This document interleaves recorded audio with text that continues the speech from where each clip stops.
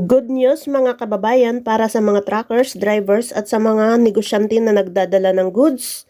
Inimplement na ng DILG at ipinag-utos sa MMDA ang no truck ban policy sa Metro Manila at sa mga national roads. Pagdating sa mga taxes, fees and charges nitong mga goods na pumapasok, no?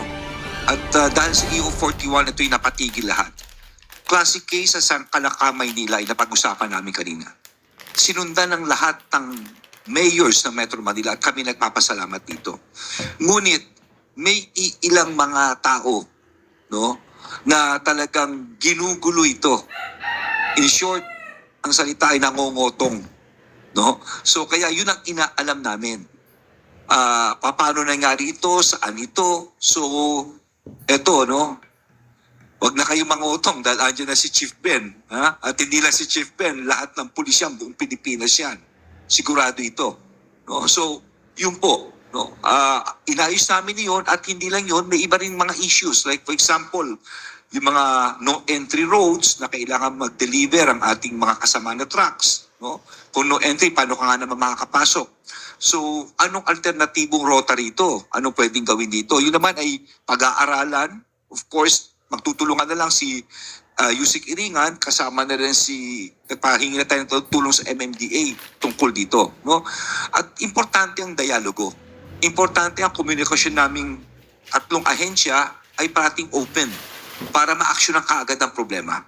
No? Yun ang problema. At ito pa, lumalabas nga na ang traffic sa Calaca, Maynila ay talagang, sabihin na natin, lumabas ay talagang masama.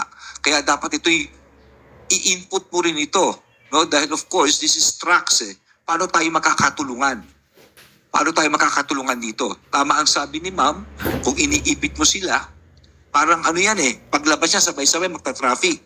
Kaya nga kanina, nang napag-usapan, no truck ban ang MMDA. Alam ko, ako pa MMDA chairman nun eh, kaya dire-diretso eh. No truck ban din sa City of Manila. No, kaya ito'y klaro bilang polisiya. But what is important here is that kanina nga mag-uusap nga kami ni Chairman Don tungkol dito sa mga paglalabas siguro ng mga government offices. Baka po pwede yung iba lalabas ng alas 5, iba lalabas ng alas 6, iba lalabas ng alas 4 para hindi tayo sabay-sabay sa kalye. Hindi ba? O pwedeng ganun eh. Maraming paraan tungkol sa traffic.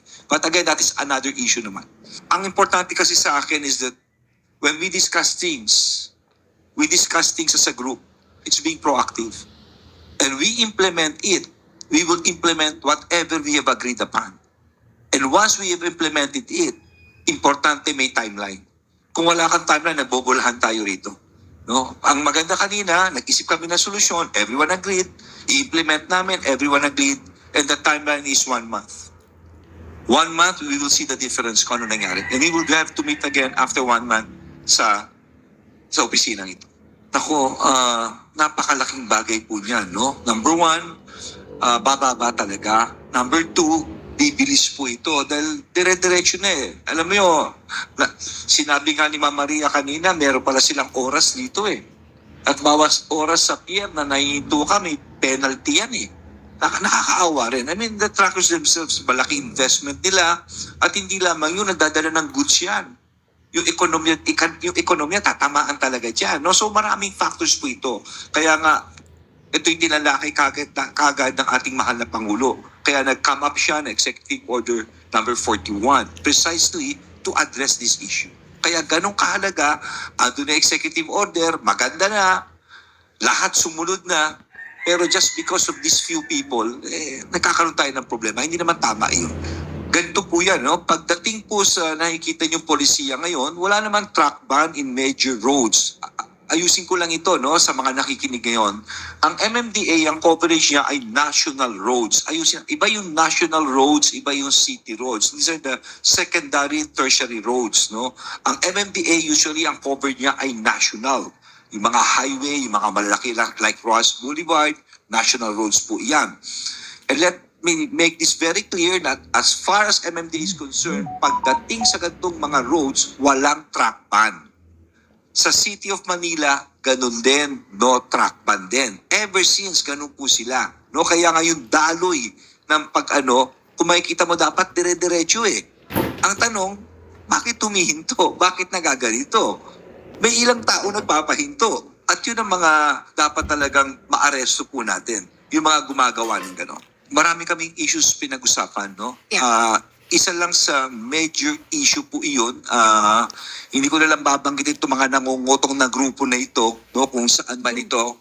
But there will be operations in the next coming days. No? So kaya nga 1 month ito. At actually hindi. Talagang araw-araw na tong operation na ito. Yun lang ang gusto kong anuhin po rito. And aside from those, of course, yung ibang issues which are policy issues na po ang pinag-usapan naman namin. Ang sumbong sa amin kanina, mula nung tinanggal yung pass-through fees, no? Of course, before meron kasing mga in accordance with the local government code, babayaran talaga yan. At ako'y nagpapasalamat sa lahat ng mayor at sa Maynila kay Mayor Hani Lacuna dahil pinapigil niya yung kanilang ordinansya. No? Hindi na nila in-implement. I think it's about 1,500 a month. No? Pinatigil niya ito. 1,500 a month for each truck. No? For each truck. Pinatigil niya ito ni Mayor Lacuna in deference to the call of the President. Kaya kami nagpapasalamat. Ang sumbong sa amin ni Ma'am is okay, tapos na nga yan, pero may mga ilang parang nangungutong. No, nangungutong on the ground ng mga walang resibo. So these are the elements na talagang